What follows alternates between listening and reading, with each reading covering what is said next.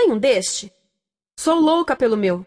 Na verdade, adoro todas as minhas coisas. Já se perguntou de onde vêm todas as coisas que compramos e para onde vão quando nos desfazemos delas? Não conseguia deixar de pensar nisso, por isso quis saber mais sobre o assunto. E os livros diziam que as coisas se deslocam ao longo de um sistema. Da extração, para a produção, para a distribuição, para o consumo e para o tratamento de lixo.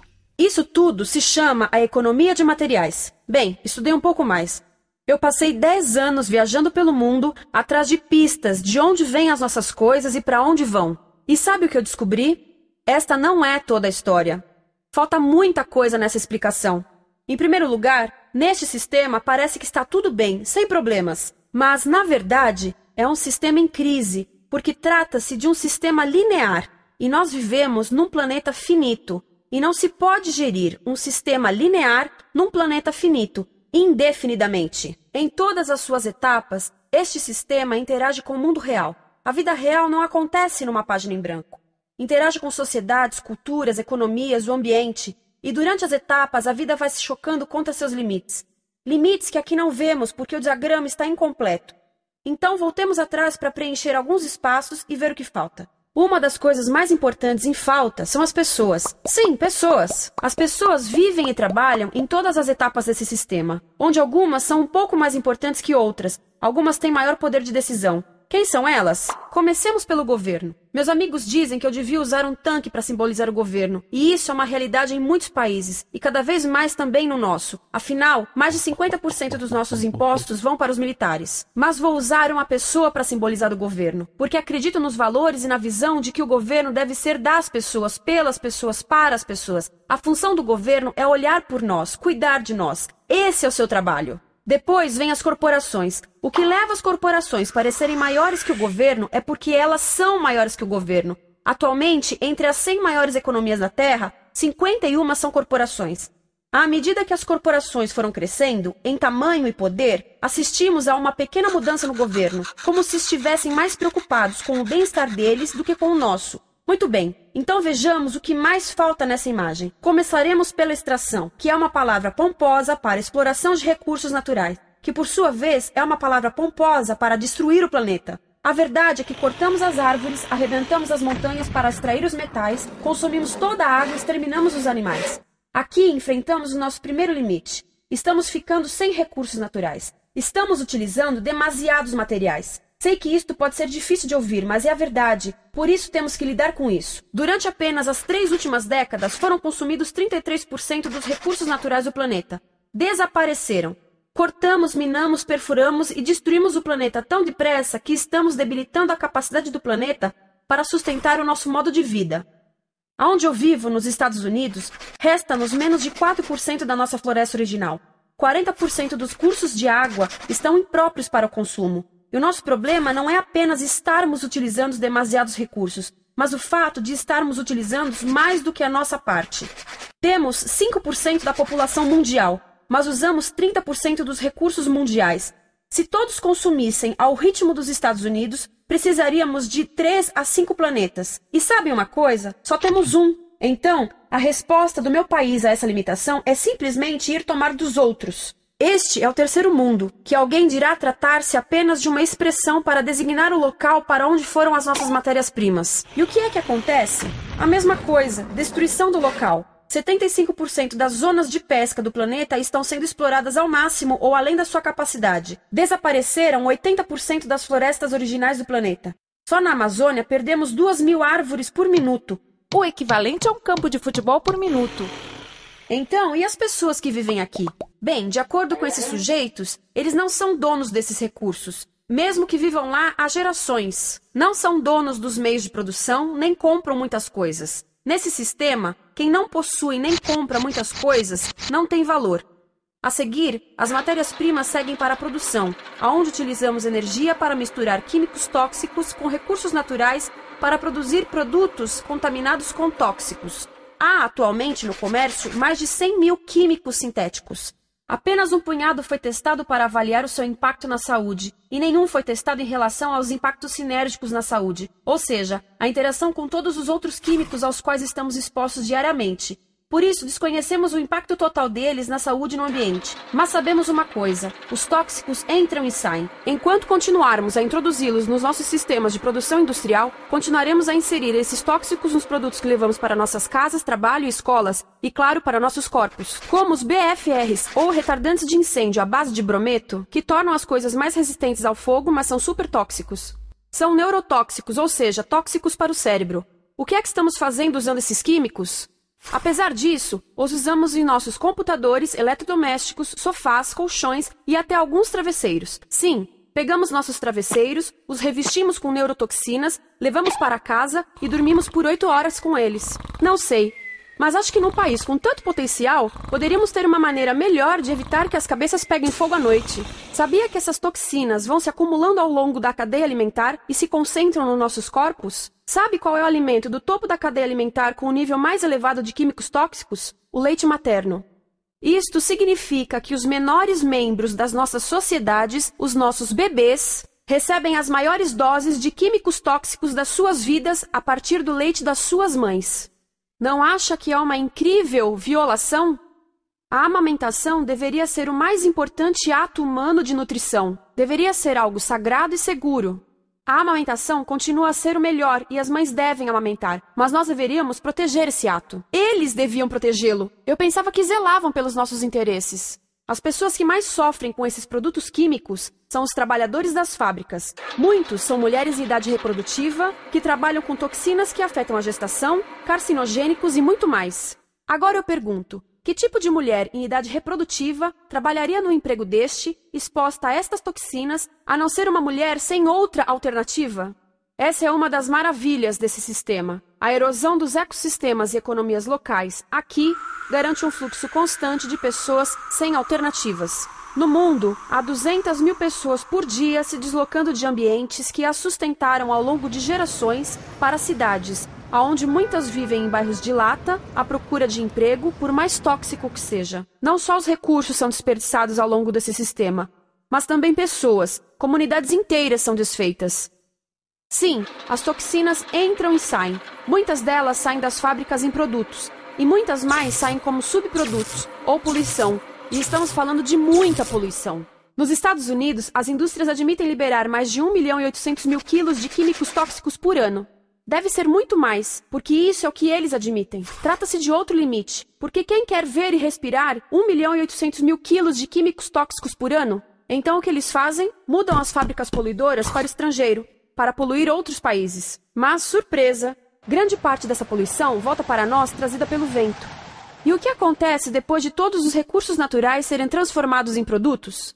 Passam por aqui, para a distribuição, o que significa vender todo o lixo contaminado com toxinas o mais rápido possível.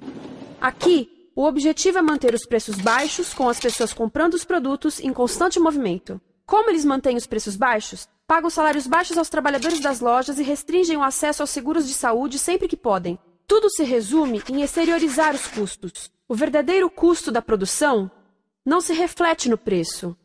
Em outras palavras, não pagamos aquilo que compramos. Outro dia estive pensando nisto. Ia a caminho do trabalho e queria ouvir as notícias. Por isso entrei numa loja para comprar um rádio. Encontrei um pequeno rádio verde engraçado que custava $4,99. Na fila do caixa pensei, como $4,99 podem refletir o custo da produção e transporte desse rádio até ele chegar nas minhas mãos? O metal deve ter sido extraído na África do Sul. O petróleo provavelmente do Iraque. O plástico produzido na China e talvez montado por uma criança de 15 anos numa fábrica do México. $4,99 não paga nem o aluguel do espaço ocupado na prateleira, nem parte do salário do empregado que me atendeu, ou as viagens de navio e caminhão que o rádio fez. Foi assim que eu percebi que eu não paguei o valor do rádio. Então, quem pagou? Estas pessoas pagaram com a perda do espaço dos seus recursos naturais. Estas pagaram com a perda do ar puro, com o aumento de doenças como asma e câncer. As crianças do Congo pagaram com o seu futuro, pois 30% delas abandonam a escola para trabalhar nas minas de coltan, um metal que usamos em aparelhos eletrônicos baratos e descartáveis. Estas pessoas pagaram por não ter direito ao seguro de saúde. Ao longo desse sistema, pessoas contribuíram para que eu comprasse o rádio por $4,99, mas essas contribuições não são registradas por nenhum contabilista. É isto que eu quero dizer com exteriorizar o verdadeiro custo de produção. E isso nos leva à seta dourada do consumo. O coração do sistema, o motor que impulsiona. É tão importante proteger esta seta que se tornou prioridade daqueles dois sujeitos. É por isso que após o 11 de setembro, quando nosso país estava em choque, o presidente Bush poderia ter sugerido fazer luto, rezar, ter esperança, mas não, ele disse para fazermos compras. Compras! Nos tornamos uma nação de consumidores. Nossa principal identidade passou a ser de consumidores. Não mães, professores, agricultores, mas consumidores. Nosso valor é medido e demonstrado pelo quanto contribuímos para esta seta. Quanto consumimos. Não é isso que fazemos? Compramos, compramos, compramos. Manter os produtos circulando. E como circulam? Sabe qual a porcentagem dos produtos que circulam através desse sistema que ainda são usados 6 meses depois da venda na América do Norte? 50%? 20%? Não, 1%. 1. Em outras palavras, 99% das coisas que nós cultivamos, processamos, transformamos, 99% das coisas que percorrem o sistema são lixo em menos de 6 meses. Como é que podemos gerir um planeta com esse nível de rendimento? Mas não foi sempre assim. Hoje, o consumidor médio americano consome o dobro que há 50 anos. Pergunte à sua avó. No tempo dela, a boa gestão, a engenhosidade e a poupança eram valorizados. Então, como é que isso aconteceu? Bem, não aconteceu simplesmente. Foi planejado. Pouco depois da Segunda Guerra Mundial, estes sujeitos estudavam a forma de impulsionar a economia. O analista de vendas Victor Lebow articulou a solução que se tornaria a norma de todo o sistema. Ele disse: a nossa enorme economia produtiva exige que façamos do consumo a nossa forma de vida, que tornemos a compra e o uso de bens em rituais, que procuremos a nossa satisfação espiritual, a satisfação do nosso ego no consumo. Precisamos que as coisas sejam consumidas, destruídas, substituídas e descartadas a um ritmo cada vez maior. O conselheiro econômico do presidente Eisenhower disse: o principal objetivo da economia americana é produzir mais bens de consumo. Mais bens de consumo? O nosso principal objetivo? Não é providenciar cuidados médicos, ou educação, ou transportes seguros, ou sustentabilidade, ou justiça? Bens de consumo? Como é que eles nos fizeram adotar esse sistema de forma tão entusiástica? Bem, 2 das suas estratégias mais bem-sucedidas são a obsolescência planejada e a obsolescência perceptiva. A obsolescência planejada é uma outra forma de dizer criado para ir para o lixo. Eles fazem as coisas de modo que sejam inúteis tão rápido quanto possível para jogarmos fora e voltarmos a comprar. Isso é óbvio em sacolas ou copos de plástico, mas verifica-se isso em coisas maiores como esfregões, DVDs, máquinas fotográficas, churrasqueiras, quase tudo, até computadores. Já reparou que quando compra um computador, a tecnologia muda tão rápido que em poucos anos se torna quase um impedimento para a comunicação? Fiquei curiosa e abri um desses computadores para ver o que tinha dentro, e descobri que a peça que se muda a cada ano é apenas uma pecinha no canto. Mas não se pode mudar apenas essa peça, porque cada nova versão tem um formato diferente. Tem que jogar tudo fora e comprar um novo. Estive lendo sobre o design industrial da década de 50, quando a obsolescência planejada começou a aparecer. Esses designers eram muito claros sobre o assunto. Chegavam a debater quão rápido conseguiam que um aparelho avariasse, mas de modo que o consumidor mantivesse fé suficiente para ir comprar outro. Foi tão intencional, mas as coisas não avariam suficientemente rápido para manter essa seta funcionando. Por isso existe também a obsolescência perceptiva. A obsolescência perceptiva nos convence a jogar fora coisas que ainda são perfeitamente úteis. Como fazem isso? Mudam a aparência das coisas. Por isso, se comprou suas coisas há alguns anos, todos percebem que você não tem contribuído para essa seta. E como o nosso valor depende da nossa contribuição para essa seta, isso pode ser embaraçoso. Por exemplo, se eu tiver o mesmo monitor de computador gordo e branco na minha mesa por 5 anos e a minha colega tiver comprado um computador novo, ela vai ter um monitor plano brilhante que combina com o computador, com o celular e até com as canetas. Ela parece estar operando uma nave espacial e eu pareço que tenho uma máquina de lavar na mesa. A moda é outro bom exemplo. Já se perguntou por que os saltos dos sapatos das mulheres passam de largos para finos num ano e no próximo de finos para largos? Não é por haver um debate sobre qual deles é mais saudável. É porque usar saltos largos num ano de saltos finos mostra que você não contribuiu recentemente para a seta.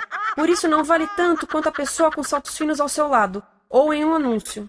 É para comprarmos sapatos novos. A publicidade e a mídia em geral têm um papel importante nisto. Cada um de nós nos Estados Unidos é bombardeado com mais de 3.000 anúncios por dia.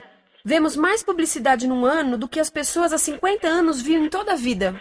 Qual é o objetivo de um anúncio se não nos fazer infelizes com o que temos? Por isso, nos dizem 3.000 vezes por dia que nosso cabelo está errado, nossa pele, nossa roupa, nossos móveis, nossos carros, nós estamos errados. Mas tudo se resolve se formos às compras. A mídia também ajuda a esconder tudo isto e isto. Por isso, a única parte da economia que vemos são as compras. A extração, produção e envio para o lixo acontecem fora do nosso campo de visão. Por isso, nos Estados Unidos, temos mais coisas do que tivemos antes, mas pesquisas mostram nossa felicidade declinando. Nossa felicidade teve seu pico na década de 50, a mesma época em que a febre consumista explodiu. Coincidência interessante. Acho que sei o porquê. Temos mais coisas, porém menos tempo para o que realmente nos faz felizes. Amigos, família, tempo livre. Estamos trabalhando mais do que nunca. Analistas dizem que não temos tão pouco tempo livre desde a sociedade feudal. E sabem quais são as duas atividades que mais fazemos no pouco tempo livre que temos? Ver televisão e fazer compras. Nós, americanos, passamos 3 a 4 vezes mais tempo comprando do que os europeus. Assim, nessa situação ridícula, vamos trabalhar talvez em 2 empregos, e quando chegamos em casa exaustos e sentamos no sofá novo para ver televisão, os anúncios dizem que não prestamos, então vamos às compras para nos sentirmos melhor. Depois trabalhamos mais para pagar o que compramos e chegamos em casa mais cansados, vemos mais televisão que nos diz para fazermos compras outra vez. E estamos nesse ciclo de trabalhar, ver, comprar, e podíamos simplesmente parar. Então, no final, o que acontece a todas essas coisas que compramos? Nesse ritmo de consumo, não cabe tudo em casa, apesar do tamanho médio das casas ter duplicado nesse país desde os anos 70. Vai tudo para o lixo, e isso nos leva ao tratamento do lixo. Essa é a parte da economia de materiais que conhecemos melhor, porque nós temos de levar o lixo até a esquina. Cada americano produz 2 quilos de lixo por dia, o dobro do que fazíamos há 30 anos. Todo esse lixo ou é despejado num aterro, que é um grande buraco no chão, ou ainda pior, primeiro é incinerado e depois despejado no aterro. As duas formas poluem o ar, o solo, a água, sem esquecer que alteram o clima. A incineração é realmente ruim. Lembra daqueles tóxicos da fase da produção? Bem, queimar o lixo libera esses tóxicos no ar. Pior ainda, produz supertóxicos novos, como a dioxina. A dioxina é a substância mais tóxica feita pelo homem, e os incineradores são a principal fonte de dioxina. Isso significa que podemos parar a principal fonte da mais tóxica substância conhecida e feita pelo homem, simplesmente parando de queimar o lixo. E podemos parar hoje. Algumas empresas não querem criar aterros e incineradores aqui. Por isso, também exportam os resíduos. Então, e a reciclagem? A reciclagem ajuda? Sim, a reciclagem ajuda. Ela reduz o lixo nessa extremidade e depois reduz a pressão para minerar e colher mais nessa extremidade. Sim, todos devemos reciclar, mas reciclar não é o suficiente. Reciclar nunca será suficiente, por 2 razões. Primeiro, o lixo que vem das nossas casas é apenas a ponta do iceberg. Para cada saco de lixo que deixamos na esquina, 70 sacos de lixo são criados anteriormente, só para fazer o lixo desse saco que deixamos na esquina. Assim, mesmo que pudéssemos reciclar 100% do lixo das nossas casas, não se chegaria ao coração do problema. Além disso, grande parte do lixo não pode ser reciclado, ou porque contém demasiados tóxicos, ou porque é criado de início para não ser reciclável, como aquelas caixas de suco, que têm as camadas de metal, papel e plástico, todas coladas. Não dá para separar essas camadas para reciclá-las. Como se vê, é um sistema em crise. Por todo o percurso, estamos batendo em limites, do clima em mudança ao decréscimo da felicidade. Simplesmente não está funcionando. Mas a parte boa de um problema tão generalizado é haver tantos pontos de intervenção. Há pessoas trabalhando aqui salvando florestas, e aqui na produção limpa. Pessoas trabalhando em direitos do trabalho, em comércio justo, em consumo consciente, no bloqueio de aterros e incineradores. E muito importante, em recuperar o nosso governo, para que seja realmente pelas pessoas e para as pessoas. Todo esse trabalho é criticamente importante, mas as coisas vão realmente começar a se mover quando enxergarmos as ligações, quando enxergarmos o panorama geral. Quando as pessoas ao longo do sistema se unirem, poderemos reivindicar e transformar esse sistema linear em algo novo, um sistema que não desperdice recursos ou pessoas, porque aquilo de que precisamos nos livrar é da antiga mentalidade de usar e jogar fora. Há uma nova escola de pensamento nesse assunto, e é baseada em sustentabilidade e equidade, química verde, zero resíduos, produção em ciclo fechado, energia renovável, economias locais vivas, já está acontecendo. Há quem diga que é irrealista, idealista, que não pode acontecer. Mas eu digo que quem é irrealista são os que querem continuar pelo velho caminho. Isso é que é sonhar. Lembre-se que a velha forma não aconteceu por acaso. Não é como a gravidade que temos que conviver. As pessoas a criaram, e nós também somos pessoas. Por isso, vamos criar algo novo.